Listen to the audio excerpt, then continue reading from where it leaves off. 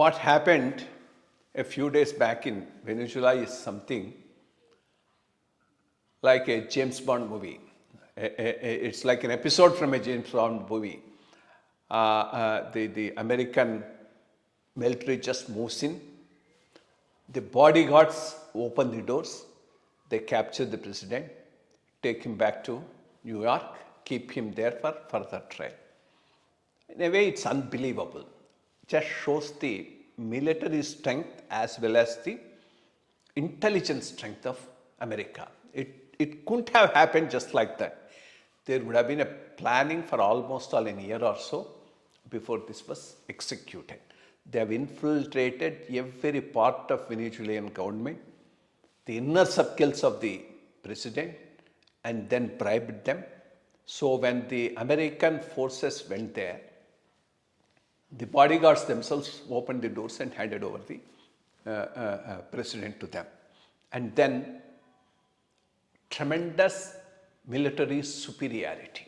Their stealth aircrafts could not be detected by any of the radars of Venezuela. And all that radars and systems were supplied by China and Russia, which just shows in terms of military as well as intelligence gathering, infiltration, as on date, America is the greatest power on the earth. So this is one thing that has been proved by this operation conducted by Trump.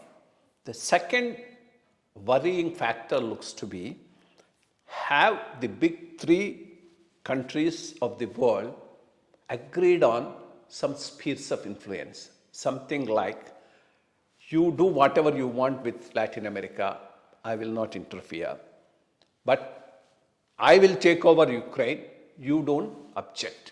Maybe there is some such understanding between Putin and Trump, and there seems to be some discussion going on this, and some discussion on this happening between Trump and Putin. If that is so, that's a very dangerous trend for the world, which means it's not long before Ukraine falls to Russia and quite possibly China takes over Taiwan. Because if China really now gathers the strength and tries to take over Taiwan, America will have no moral right to interfere. I mean, physical capacity to interfere is another thing, but moral right they have already lost by what they have done in Venezuela.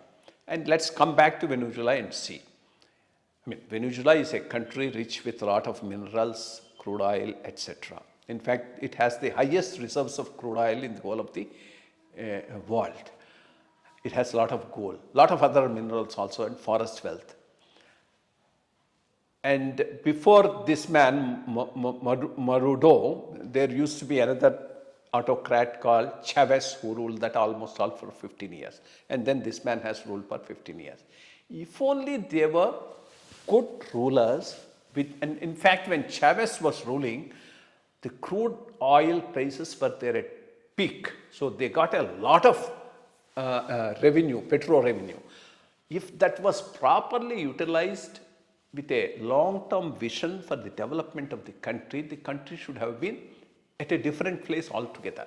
But even after 30 years, if the economy, after so much of a crude oil reserves and crude oil exploitation, the poverty rates are very high, people are going out of the country, and the government is not properly functioning, it badly reflects on the leadership. That's why when this man was lifted out of Caracas, which is the capital of Venezuela, there's not even one single protest in that country. So that itself shows unpopular this man was. He manipulated the earlier elections, tried to be there as president for life, and he paid a price for that. That's another aspect as far as the Venezuela country's issue is concerned.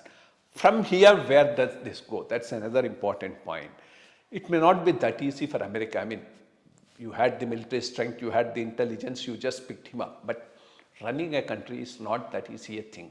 And Trump says he will run it from, America will run Venezuela. That would be suicidal. Wherever they went and ran, they made a mess of it. They went to Iraq, ran, could not do that, left it, and is Iraq is burning till now. Same is the case with Libya. Same thing is likely to happen in Venezuela also. And getting hold of their oil may not be all that easy for America also, because all said and done, there are local interests, and definitely they will try to protect their independence and their own country's resources. But I think there looks to be some understanding between the vice president, who has now become the president, and Trump, because she did condemn it, she did make a protest, but not enough to show that there is any great love lost for the president as far as the country is concerned. That's another thing that is coming out of this whole episode. Now, emboldened by this, Trump is talking in terms of taking over of Greenlands and projecting a macho image of might is right. I think that is going to be the final downfall of America. They have alienated their nearby neighbors. Neither Canada is happy with them, nor Mexico is happy with them. Whole of Latin America is unhappy with them, except one or two rulers who are friends of Trump.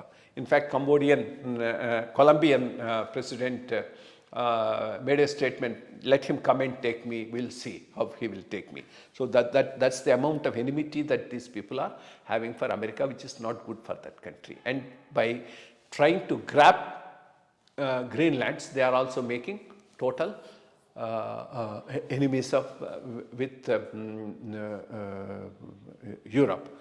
But one thing that has come out of this whole thing is China and Russia, as on date, are no match to America, either in terms of the strength, military or intelligence gathering wise. In fact, on the day when this happened, a Chinese delegation was there. In fact, if there is any country which is going to lose most because of this operation, it's going to be China, because most of the Venezuelan oil, which could not be sold outside because of the sanctions by America, is being sold to China. And now that tap is closed. To that extent, China is going to lose. This brings us back to a more important thing. How is it that America is able to dictate to the world how it should run? It is because of the ability to sanction. The ability to sanction comes from dollar being the medium of settlement, the currency that is used for international settlements. Because of that, and this petrodollars, all petroleum products, sale and buying is being done in dollars. That is giving it the strength. It's time the world thinks of an alternative currency. The BRICS currency is something on which some of these countries are working, and Trump is really afraid of that. If BRICS currency really takes form, and if people start trading in currencies other than dollar, that itself will lead to a demise of the dollar dominance, and to that extent, the strength of America to sanction other countries. So it's time the rest of the world start thinking on these lines and make dollar less and less important in terms of international settlements. Once that power to sanction goes, half of America's strength will go. Thank you.